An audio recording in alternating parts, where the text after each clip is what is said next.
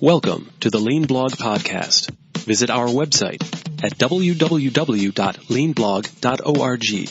Now, here's your host, Mark Graban. Hi, it's Mark Graban. Welcome to episode 475 of the podcast. It's May 17th, 2023. Our guest today is Joshua Kerievsky. He is the founder and CEO of Industrial Logic, and he is the author of the book Joy of Agility. Now, if you don't work in software, don't let the word agility scare you away. This is not a podcast about quote-unquote agile software development, even though that is Joshua's background, and it is part of what we're going to talk about today. We're going to talk about agility more broadly, based on his background with lean and continuous improvement. I really think there is something that this episode offers for everybody who's interested in learning and improving more quickly, being more nimble and, if you will, agile as an organization. So for links to more information about Joshua, his company, his book, and more, you can look in the show notes or go to leanblog.org/475. Thanks for listening.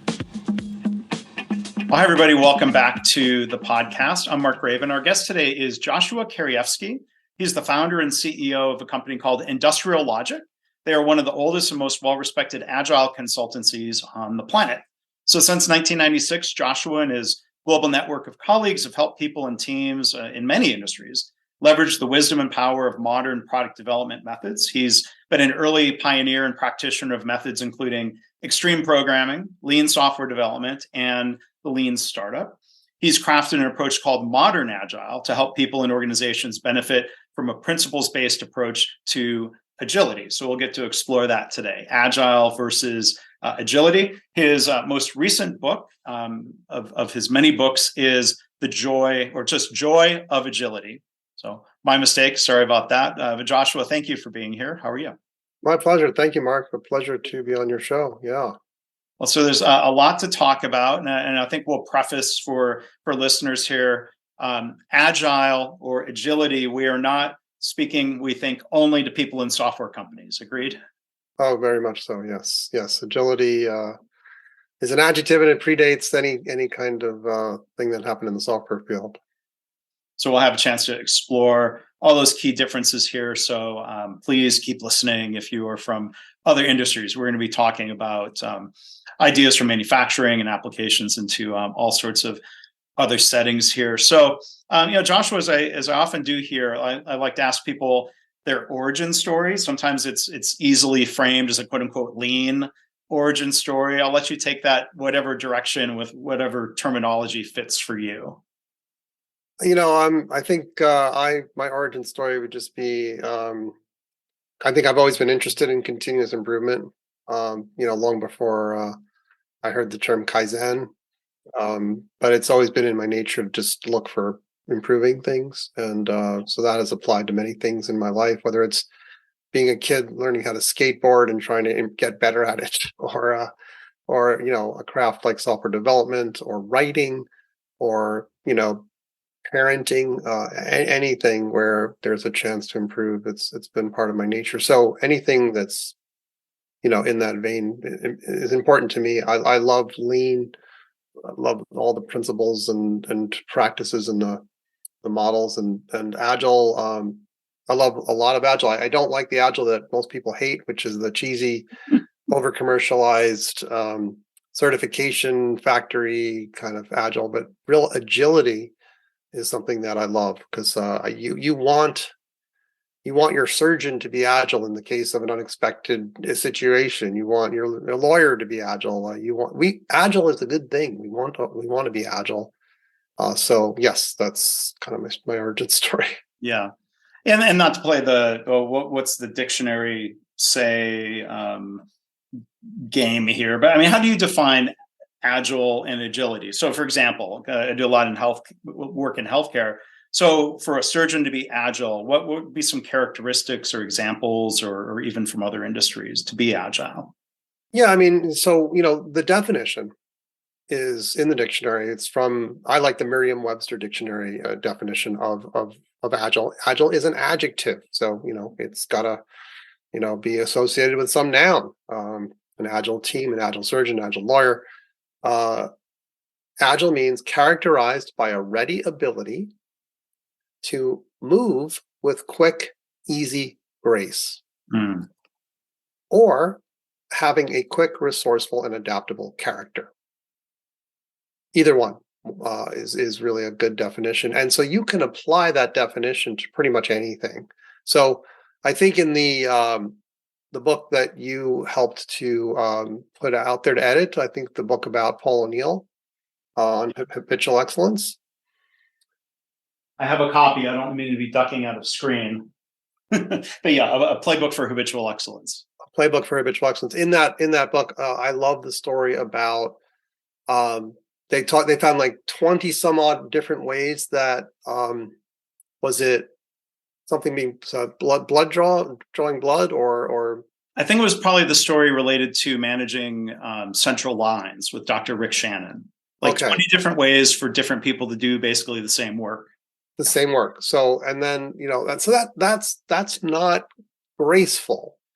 It might be quick and easy for someone to do it that way, the way they learned. But if there's 20 different ways and it leads to mistakes, that there's no grace there. It's not graceful. So basically to me, Lean might call it standard work, but that finding that way to do something with quick, easy grace is not easy at all. Not easy. But it's wonderful. And my father had, open heart surgery back in last September. Obviously you want your surgeon to be incredibly nimble and agile in the space of the operating theater if things can go wrong. It's a wonderful idea, and it mostly comes down to like how crafty are you, right? What's your craft? How deep of a practitioner are you, and so forth? Yeah, I mean, thinking about surgery, and again, doing so as an engineer, you think of, they should have a method, they should have a plan, they should have standard work. That said, people in healthcare are fond of saying things like every patient is unique, and that may be true only to a certain extent. But what happens? What's the plan for when things don't go according to plan? How nimble, how agile, how adaptable are they to a situation where they discover something about the patient's condition that they didn't realize, or something is going wrong, whether it was caused by a mistake or not? They also need to, be agile. Yeah, right, exactly. So it's basically that ability to deal with the unexpected and to be able to just accomplish things very, very, quickly, easily, and gracefully. Yeah. It would be interesting. It's a thought experiment. If the phrase lean manufacturing had been, let's say, if they had dubbed it agile manufacturing, and sometimes people use that word agile in manufacturing, I think just as more of that adjective or that goal, right? Not meaning, software, but, when we talk about quick, easy grace, to me, that sounds like you're talking about not just speed, but quality. Customer focus, I think, is implied in that. But then the other part about resourceful and adaptable, that makes me think of kind of classic Toyota thinking of the cliche, putting creativity before capital. And Toyota had to be very resourceful because they couldn't throw money at problems back in the 50s, and then adaptable, to me, that sounds like Kaizen and continuous improvement. So it sounds like different words for maybe the same ideas. I believe it's all in the same category of stuff. Like, there are people that in the lean community are like, oh no, I don't do that agile stuff. And there are agile people that basically don't know anything about lean, unfortunately. And I think ultimately all this stuff has a common denominator and is basically all focused on the same things. I'm reading a book right now on tennis. And it's basically talking about the scientific method of, probing and experimenting on out there on the tennis court when you're trying to figure out how to win in a match. And you've got to pay attention to your opponent, and you have to try things and experiment and probe. And it's like I could be reading a business book, but it's talking about tennis strategy. Yeah. Well, that sounds like another scenario. I used to play tennis through high school, never at a high level, but I think you would come into a match with a game plan. Let's say if you know about your opponent, Like high That's school right. tennis, you're lined up against some random kid. You don't know their name even barely, but it would seem like at the professional level, they've seen each other play, they've played each other, they could watch tape. They might say, "All right, I'm going to pick on you. Joshua's got a weak backhand, so that's my game plan. I'm going to try to hammer everything to his backhand." That might be known, and that might be, but then maybe you've worked on your backhand. Maybe that's no longer true, or maybe I think, well, you're really a baseline player, and now you suddenly start playing serve and volley, and I wasn't Right. prepared for that, right? So That's how right. do you adjust in the moment, right? That's right. Yes. In fact, I mean, I was a couple of years ago. Chris Evert was announcing one of the female tennis matches, and she mentioned that player's agile, and I was like, oh, this is interesting. I'll send her my book. So I actually sent her Yeah. a copy of Joy of Agility, and she enjoyed it. So Oh wow. it's applicable. It's broadly applicable. These ideas. Yeah. And was she wonder because you could be agile, you could be quick on your feet, or agile, quick in your thinking, or adjustments in match. Did she mean both in that context? Yeah, definitely. I mean, I think anyone at the height of tennis is aware of like the importance of thinking and the physical, the body. It's there's so much mind body stuff now too. I mean these professional players, a lot of them have thought coaches, mental coaches, whatever you want to call them, to help them with the psychological. And I think it was just the other day I heard Chris Everett say it's so much a mental game that people don't realize how much of a mental game. Djokovic is famous for saying, Novak Djokovic is famous for saying, everyone has good strokes and good this and that. It's the mind that's where the differences are. Yeah, the physical talent and physical ability gap might not be as broad as that mental toughness. That's right. And that ability to problem solve. Yeah. Right. That ability to problem solve and find. So let's say you're not playing your A game. Great. What's your B game? What's your C game? How do you figure out this thing? So the great champions are able to do that. And it's not unlike what organizations need to do to solve their own problems. It's where we're constantly in the business of solving problems and breaking through. I say break on through to the agile side. Right. With apologies to the doors. Sure. But I wanted to ask you, also, Joshua, for one, the name of your company, Industrial Logic. Yes. Like, what's the origin of that name? Oh, yeah. Well, in the mid 1990s, a company was birthed that started doing some just incredible things, and it was very visual, and it was called Industrial Light and Magic. George Lucas's company, and it's still around today. Back then, we were seeing special effects in the movies that just were astonishing. You had never seen anything like it. And it was made by ILM, Industrial Light and Magic. I would love the name of the company. I just thought that is a cool name. So when it came time to name my company, I wanted to play on that a little bit. So, and then logic's just always been a part of programming and stuff like that. So that's how that came together. Yeah. So it's not because there were roots in doing software for manufacturing companies. No, not really. It was really more like just I liked the Industrial Light and Magic name. So I also wanted a name that wouldn't be too coupled to any given method. Like it wasn't. Yeah, it was intended to be, a name that could last. Yeah. And it's funny. I'm a quote unquote industrial engineer. Is the name on my degree, and there are some who say like, "Oh, that sounds like a really dusty, outdated degree, like from horse and buggy days or something." But I don't think so. I think it's cool. I think it's really do too. Cool. I do too. But there's another word though. Maybe more importantly, that I hear people in healthcare kind of poo-poo. I've heard people in software kind of do the same, and that word is process. Mm-hmm.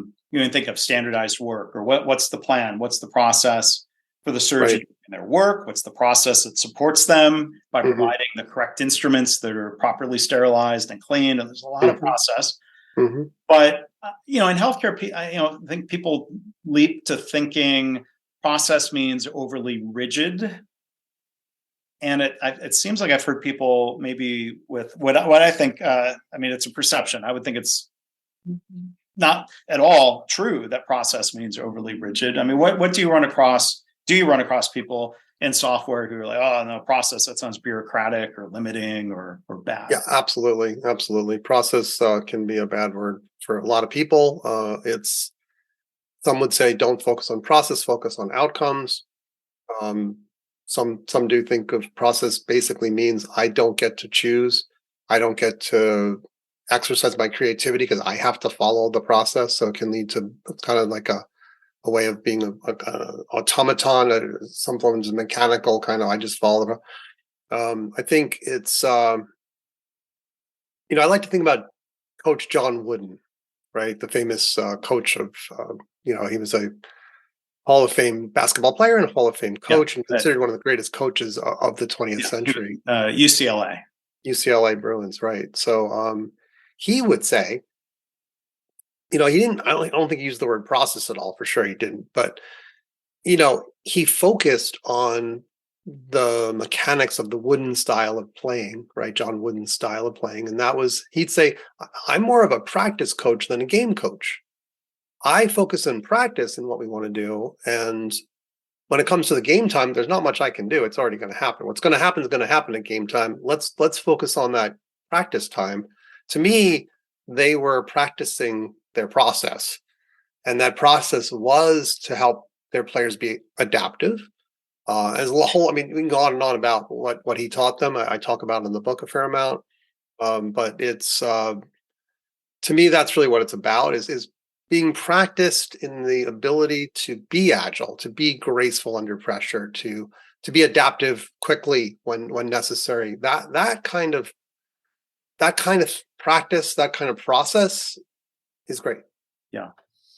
But back to that idea of process being helpful or being limiting. Like I think of the Toyota language I've heard. I think they've talked about what they call enabling bureaucracy or limiting bureaucracy. Mm-hmm. And I think there are a lot of settings where standardized work or process frees you to make decisions that are necessary in the course of your work. Having standardized work in healthcare certainly doesn't mean every minute of the day is scripted, like a repetitive 60-second job cycle might be on an assembly line. So, when people say like, well, we can't let the standard work, where it's going to tell people to check their brains at the door. I'm like, well, then let's not tell them that. Like that's our human choice. Or if they say, well, it Lean says we have to treat every patient exactly the same way. I'm like, well, Lean doesn't say anything. Like, come on, like let's use principles, but and let's not take it to an extreme. But do you run across other similar mindset or concerns when it comes to Agile or things that are more in the software and entrepreneurship space of like saying, well, this method says, as opposed to being able to think and discuss and decide as a team? Yeah, you don't want it to be stifling. And so I think your terms of enabling, are really wonderful. It's you want people to feel enabled to potentially try something better, right? So break out of the process, try something better, right? So permission to experiment. I think if people aren't experimenting, regularly, then you're not growing. So you ought to look at how often are we experimenting around here. Now, those have to be safe experiments, especially in a medical field, but in business as well, right? You be careful betting the entire company on an experiment.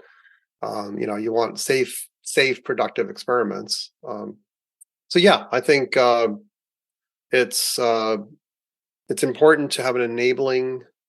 I probably wouldn't use the term for bureaucracy, but but again, in a large company that exists, and there's those things are there for good reason, right? Those policies and procedures, they're there to protect probably the company and the customers of the company, but they can become stifling. General Motors basically ended up having so many safety checks that it became stifling for them. Right. And they realized at some point that it was just not helping. They had to rethink it. Right.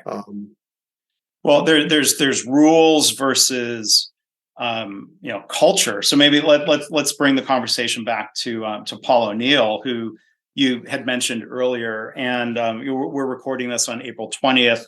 It's 2 days past the third anniversary of his passing. So I've been thinking about Paul O'Neill a lot this week, as some of our colleagues have. Tell I mean, how did you get? I'm always curious. Like, how did you get exposed to him and to his ideas? In 2012, I read Charles Duhigg's book, The Power of Habit.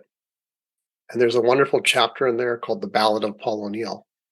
And I just basically went nuts for that chapter. I loved the whole book, but that particular chapter, I had to read it again and started saying to myself, he transformed this 100-year-old industrial giant, which in the 1880s,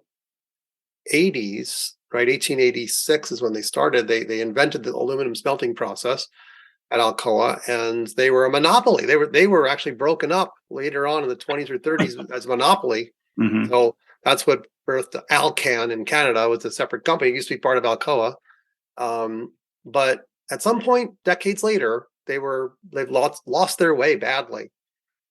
They would fight with the unions. They had poor quality. They were not innovating at all. Workers were unhappy. It was a mess. And Paul O'Neill was the first non-Alcoan to step into the CEO role. And he basically transformed the place with this singular focus on worker safety. So the story. That's what blew my mind reading about that in Charles Duhigg's book. And I thought, well, we've been doing this with Agile, with extreme programming, for example. We've been really focusing on safety. We just haven't made safety a first class word that we use a lot. It's back there, kind of hidden, the word safety. So I started to really see that what he was talking about really applied to what we do in software. And then I ended up reaching out to people at Alcoa and discovering some folks there who worked with Paul O'Neill, and eventually I ended up interviewing Paul O'Neill a couple of times. So that was just a huge career highlight for me. But I'm putting you on the spot here. We talked about this before recording. You interviewed him, but you haven't published it. You're working on that, right? Yeah, I interviewed him, and I didn't publish those interviews yet. We transcribed them, and I definitely have used little elements of what I learned in those interviews for sure. Right. There were things he told me about that had not been published in any books. And so they're in my book, Joy of Agility. I just didn't publish the raw transcripts and all that stuff. Sure. But I do want to be getting that out there, breaking it up and giving the audio and all that stuff. So that's coming. Yeah. There's a lot of great gems in there. Yeah, and I'll certainly help share that in different ways when you have that available. I mean, I had the opportunity. This is going back to episode 124 of this podcast series to interview him, and I'll put a link to that. Yeah, in the show notes. That was probably from about 10 years ago. But a lot of what he said, it's just really timeless. I mean, it's principles based. Yep. And I think that's what makes something a principle, is that there's a certain timeless element that you can point back to of, why are we making safety a priority? There's a number of principles there, and that went beyond, well, it's a really clever pathway to driving the stock price up. Well, no, I mean, that ended up happening. There's what he called, if you use that phrase with you or not, well, this comes back to the title of the book you mentioned, or we talked about, a playbook for habitual excellence. Like, his idea was doing the things that are required as leaders and around the culture and around problem solving and respect to really drive measurable safety incidents down. Those are the things that are also going to help you to produce better quality, better on-time delivery, lower cost. So as an end result, and there was some influence from Toyota on Alcoa and Paul O'Neill. He came in with a certain set of principles, including nobody who works here should get hurt, and announcing that on his first day and announcing it to the Wall Street analysts, which I think the Duhigg book talks about, of like how unusual that is. Oh yeah. Just like they went running out of the room to tell their customers to sell the stock because you got a crazy man at the helm now talking about worker safety. Yeah, it was 1987, so I think people were running out to a bank of payphones. Is the visual? If Right.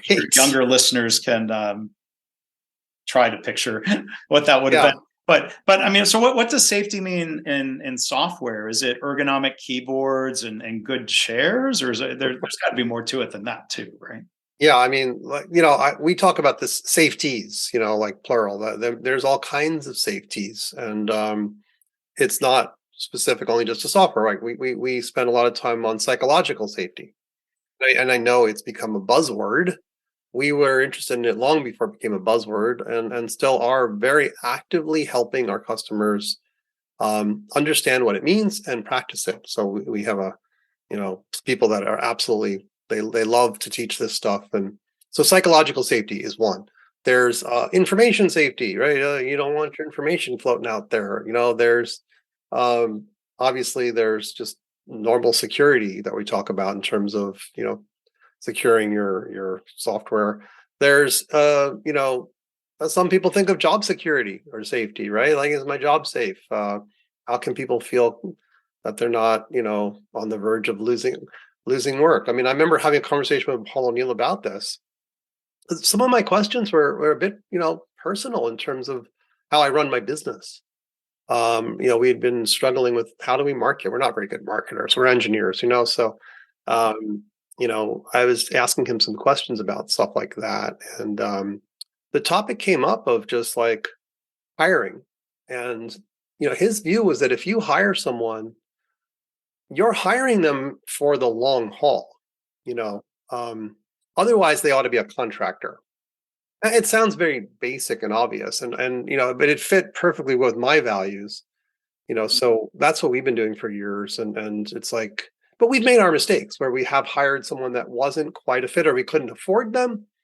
And so then it didn't work out. And it was like, in hindsight, I'd be like, well, probably didn't do enough planning there to make sure that this was the right fit, that we could afford it for a decade or more, or whatever it is, a long haul.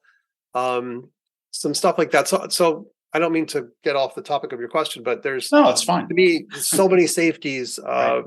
So there's, obviously, financial safety. I think sometimes we build things that probably cost more, to build or to maintain than they actually cost in terms of revenue.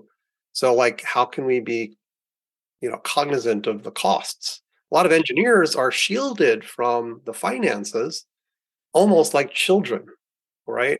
And I find that to be very sad, because I think if engineers know more about the costs of things, Right. they can be better problem solvers. Right. So, financial safety, it goes on and on. Yeah.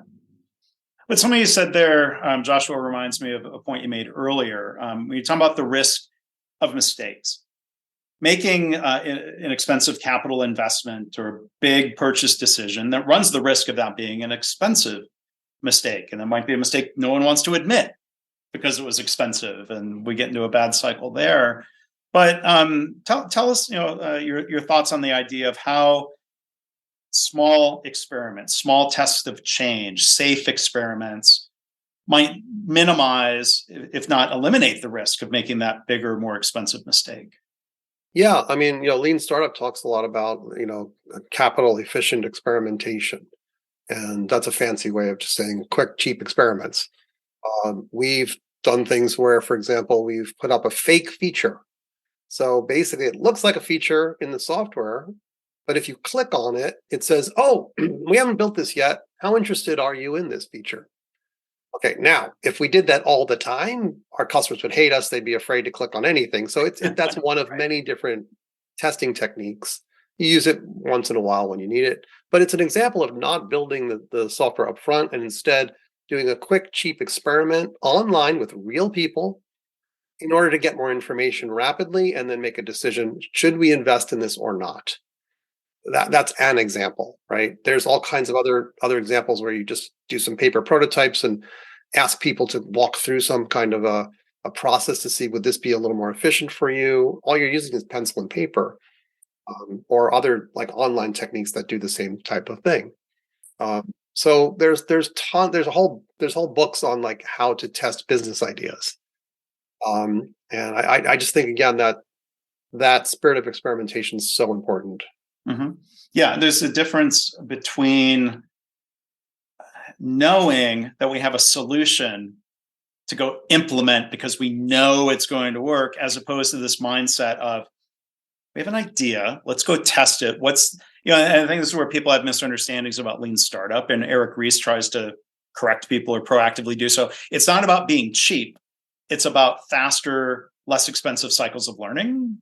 That's right. Yeah, I'm paraphrasing. Exactly. Yeah. Directionally correct. So we can do the same thing with a process improvement in a hospital or in a workplace. Like, instead of knowing it's right and going and spending a lot of money, it takes a little bit of humility to go like, well, let's go test it, because maybe we might be wrong, or we might not fully understand it. Let's do a small test. Let's learn from it. And that requires a certain psychological safety to go try something and learn, instead of just being hell bent on proving your idea right. Failure is not an option kind of thinking. Yeah, in the book, I talk about a story from Amazon where a summer intern came in and noticed, this is early days of Amazon, right? So it noticed that during checkout, there wasn't any kind of last minute offers. Like, hey, you could also buy this or buy that, right? Like, when you go to the grocery store, there's like magazines and candy and various things at the counter, right? When you're checking out. This would actually, his idea was this would be even cooler because we know what's in your cart.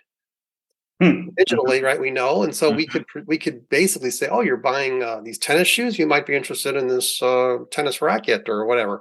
And so, but his idea was shot down by a senior VP. Just shot down. They said, "Listen, during the checkout process, we don't want to mess with anything. We just want it to go smoothly, and we don't want to interfere and get them."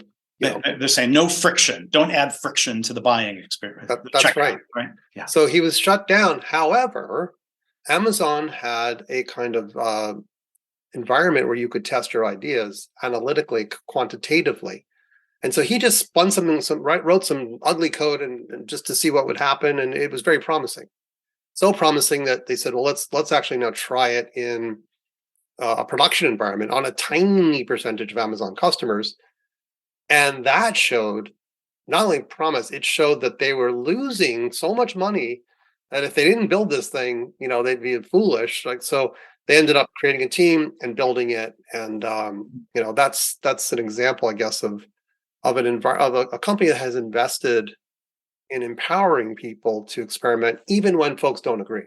Right. So that intern had a hypothesis, we could call it. Like, it sounded like a pretty reasonable idea. The senior VP may have had a hypothesis of like, well, we're going to see higher cart abandonment rates. And, when you have that battle of opinions, usually whoever's higher in the hierarchy wins. Where either one of them could have been wrong to some extent, but then having that ability, if not permission, to go do a small test of change. Let's see, okay, increased sales, cart abandonment rate, I don't know, like even if it was down a little bit, the abandonment rate was up, you might be net better off. And like that comes back to, psychological safety, as Tim Clark and others describe, is the best idea winning out as opposed to the highest ranking person. That's a sign that you have not just psychological safety, but good problem solving, good experimental business practices. Right. Exactly. I mean, and I'll just give a counter story, which is, we tried subscriptions on our e-learning software at some point. We have our own e-learning software, and we tried subscriptions, and we tried it. We really gave it a shot. It was a good year and a half of trying. And then we realized this is just not working, and it's not helpful. And let's get rid of the subscription concept altogether. And then fast forward several years later, new people join the company. Have you thought about subscriptions? Or not, and then that's where it's tricky because it's like you don't want to be a know-it-all and like, no, we're not doing subscriptions. Sorry, great idea, we're not doing it. We tried that before and it didn't work. We tried that before and it didn't. We tried that before it did, but we did try it before and it didn't work. And we don't have a lot of economic runway to burn again trying that same experiment, and it wouldn't be largely different than what we had already tried. So that's a case where it's like, I don't even need a quantitative experimentation in an environment because we've already done all that work and it did show us that it didn't work.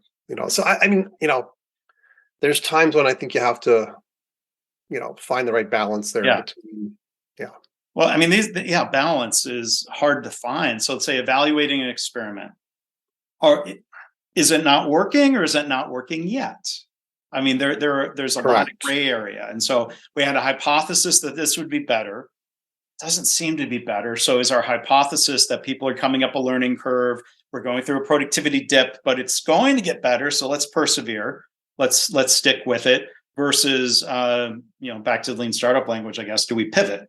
Do we give up? Like what's the A and the plan? I like plan, do, study, adjust. Like, is it adopt, adapt, abandon? There's lots of different A's you could throw in there. There's so much art and gray area to that. And I don't know, without psychological safety and the ability to try things and be wrong, like it just seems like there are too many traps where I'm going to be super cautious and not try new things, or I'm going to give up too quickly, or it's like that all seems really suboptimal to the business if I have to always be right.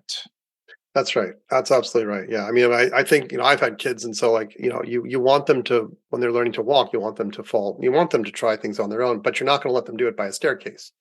Right. Yeah. So there's that. Yeah. Where does it get to be actively dangerous to do that experiment versus, yeah. I hope nobody has ever filmed a TikTok video of baby's first steps on the edge of the Grand Canyon. No. Yeah. So, so in the book, I just want to mention that since I'm a huge fan of Paul O'Neill, and I know he was really, really into this dignity and respect for people, right? That he'd say if you didn't have dignity and respect for people, one of his three major questions that he asks for habitual excellence is, are people treated with dignity and respect every day without regard to their race or educational background or this and that and the other thing? And it was an hugely important part of his thinking.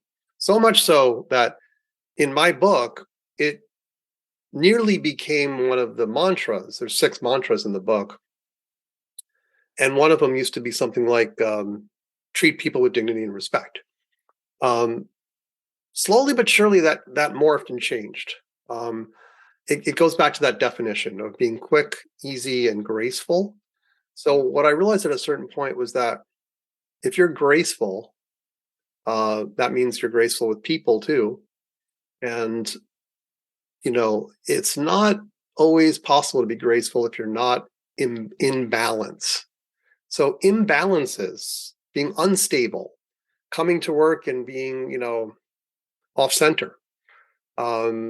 These are things that lead to the opposite of dignity and respect for people.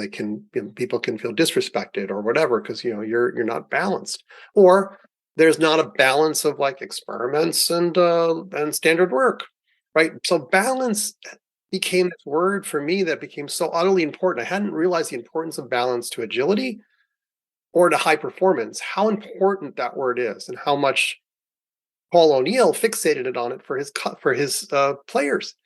Offensive balance, defensive balance, player size balance. Are you talking about John Wooden? John Wooden. Sorry, yes, John Wooden. John Wooden would get, he was obsessed with balance, and he'd say the only reason I'm obsessed with balance is because balance is a prerequisite for speed. You cannot be fast if you're not in balance, and so be balanced and graceful became the mantra, and that is to me. Echoing what O'Neill would talk about when it came to treating people with dignity and respect. You've got to find the right balance. You've got to be graceful, and then the right things tend to happen. Right. Because I mean, it's an outcome from principles, and having when people talk about culture, it's this question of like, if it's a global company and you go and talk to people at different sites around the world, like how consistently do they talk about certain things? Or there's certain stories that tend to pop up over and over again. It's a good sign of like, and I've run across a lot of former Alcoa people, and they're very consistent of stories they have of their interactions with Paul O'Neill, or interactions that they witnessed or observed, of like being as respectful to the person working at the front desk as you would to an executive. That respect is, I think from his standpoint, something that you granted, as opposed to, I think there's a darker view when people are like, oh, respect needs to be earned. Okay, well, that sounds like you judge who's worthy of respect, and that to me, that's I wouldn't subscribe to that leadership model, as opposed to Paul O'Neill's idea of respecting everybody. Now, there's stories, and I'm sure as he told you and are documented in these different books, he would challenge people, right? Respect doesn't mean being nice or soft or easy. I mean, he said, this might have been one of the original big, hairy, audacious goals of zero harm. Right. So you got to push people, you got to challenge, you got to hold plant managers to standard. And, Paul O'Neill famously gave out his phone number to frontline employees, that if your safety issues are not getting resolved immediately, here's my home phone number. Yep. And I'm sure that first time he got that call, I don't know the details of it, but I'm sure that plant manager wasn't happy with the phone call he got. Right. But it's not because Paul O'Neill, I don't think, loved if he yelled. There's some leaders who love yelling at people because it's an expression of power. But I think Paul O'Neill was trying to use his power to help the vulnerable people who didn't have any power. I mean, I don't know, maybe that's it was an absolutely remarkable thing to give his home number, and the story of that worker calling him late at night in Connecticut. It's in my book, because it's such an utterly remarkable story of how that all was handled. And back to the whole respect thing. I'll just never forget the story from Zappos, which is when they interview people, they'll put them through interviews all day long, and then they'll put them on this little bus to take them back to their hotel. And this is their bus. It's a Zappos bus or van, whatever the heck it is, right? And then you've probably heard this, but the person driving the van or shuttle, whatever, will then come back to the office after dropping them off, and they'll interview that person, say, well, how did they treat you? Yeah. Right. So again, back to like, how do you treat everyone, whatever their rank is, with dignity and respect? I mean, the things that Paul O'Neill did to remove special privileges for executives. Executives used to fly to New York City, stay in an apartment owned by Alcoa, take their families to Broadway plays and stuff, all on the company's dime. And he just completely eliminated this. He got rid of the golf course for the executives. The cafeteria that was only for executives, this is going away. Some would say, wow, he was a complete maverick. Yes. And there's different dimensions to this. So there's big expenses and there's the little ones. So the one story that I've heard him tell was that, every morning the executives got like a free Wall Street Journal and free coffee and Danish. And he would ask, well, do we give that to everybody? Right. And the answer, of course, was no. And he's like, I think our executives can afford those things. Right. We're paying them well. And then like with the golf course, I've heard how there was not just the expense, but like on day one in that job, he realized that golf club had very discriminatory, exclusionary membership policies. Right. And so back to principles, he was like, we are not going to pay for that. And my recollection of it is that he came to the club and said, I think it was, you're going to admit a black member, and here's the Alcoa executive who I suggest is the first member. So there was some, if you will, social activism, but back to the principles of what message does that send to your employees if word gets out that the company is paying for a golf club that discriminates? Yeah. I mean, just incredible stuff. I interviewed a guy named William O'Rourke. So I know. Yeah, an amazing guy, and his stories are. He worked directly with Paul O'Neill for years. He worked, he's also an incredible leader and amazing person there. And the stories he told about dealing with what he dealt with in Russia, where basically they're trying to they took over these smelting aluminum plants there, and Formerly state run. Yeah. yeah, it's formerly state run, where the average of 5 people would die every year, and they completely transformed it. But he had to deal with the pressure of having a whole bunch of equipment sent to Russia and sitting there in the warehouses not moving because they wanted him to pay bribes, and he wouldn't repay bribes. So the incredible integrity, right? Another part of O'Neill's approach is just extremely high integrity. This is a part of the Agile movement that I can't stand, is I think there's a lot of integrity issues when it comes to like these cheap little certifications that were put out there many years ago, and are not at all associated with quality or excellence or anything. Just that's a problem in Lean Six Sigma circles, just the same. Yes. Or it can be. So there are so many parallels. It's funny. I mean, we're in a lot of ways talking about different industries, different settings, but a lot of it comes back to these very familiar themes and principles. And I think that's what's powerful, is the ability to learn and transform ideas. Paul O'Neill helped people in healthcare. You alluded to this earlier, that these principles are applicable as opposed to the trap of copying tools. Right. And is this so? There's a word, a phrase I've heard related to Agile, and I think it applies in other settings, but I want to ask you to explain it. What is meant by cargo cult Agile? Yeah, I mean, it's just obviously it's just following some formula or recipe that you think that worked for elsewhere, and you copy it and try to apply it, and it usually doesn't work. It's often just superficial or rearranging the seats on the Titanic.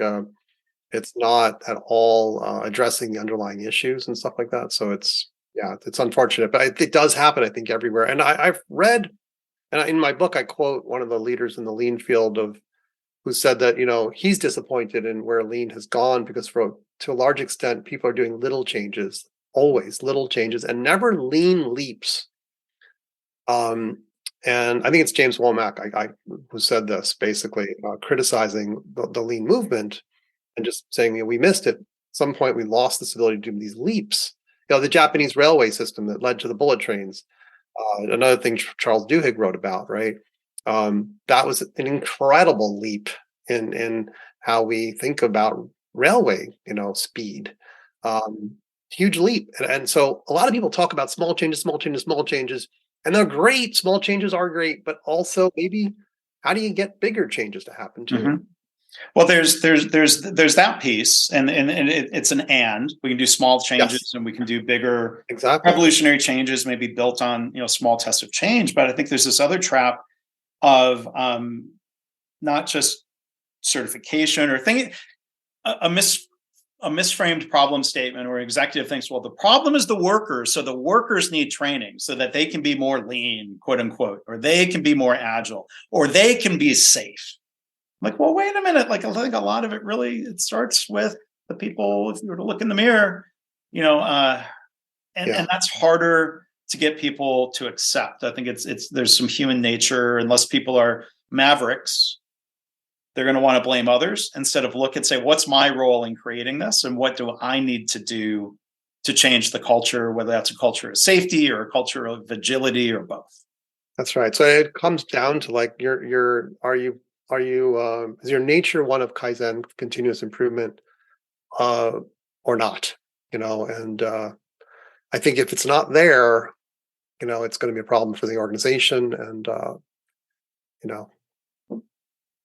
mean, I think these things can be taught. I mean, we could have a separate nature versus nurture discussion, but I think the issue then is when an executive has decades. I mean, this goes back to a Demingism. I think it was something like decades of experience means nothing if it's decades doing the same thing over and over, the same wrong thing over and over. I'm paraphrasing. Right.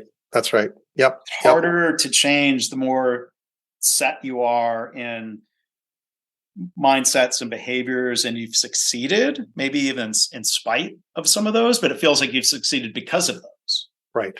Yeah, it's easy to have blind spots too. So this is where diversity is so important, right? Having diverse perspectives around you, having the humility to be wrong and listen to others. There's just so many ways that we can improve and just caring to improve. Like healthcare, I mean, my gosh, it's like imagine how the world could be different if we were better at healthcare. I mean, in addition to helping people not even ever have to go to the doctor because we're doing the work necessary to keep them healthy in the first place. Yeah.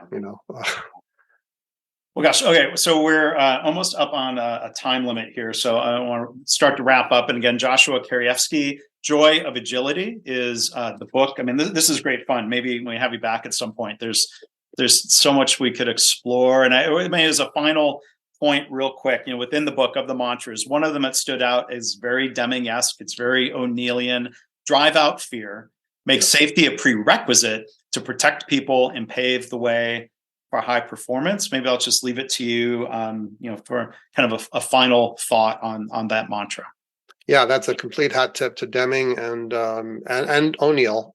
Driving out fear being our such an important part of our job, right? Whether that's psychological safety, the fear of speaking up, we have to prevent it.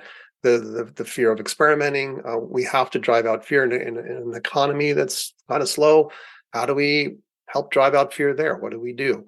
How do we behave in such a way? How do we make products or provide services that drive out fear so that people aren't afraid of using those products or services? They feel confident in them.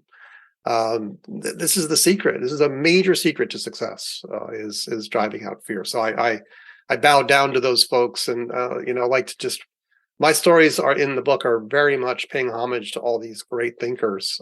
It's just, I wanted one place to go to have a bunch of these stories that even young people could and experienced people could go to say, yeah, this is really what they were talking about. Yeah. And I had flipped real quick. I had magically found the O'Neill page. But shoot, yeah, I see that it's in there. But lots of short chapters and a lot of great ideas in here. So I hope people will check it out. Joy of Agility, Joshua Kerievsky. Thank you so much for being a guest. Really appreciate it. Thank you so much, Mark. I loved chatting with you, and anytime. Thanks. Thanks for listening. This has been the Lean Blog Podcast. For Lean news and commentary updated daily, visit www.leanblog.org. If you have any questions or comments about this podcast, email Mark at leanpodcast@gmail.com.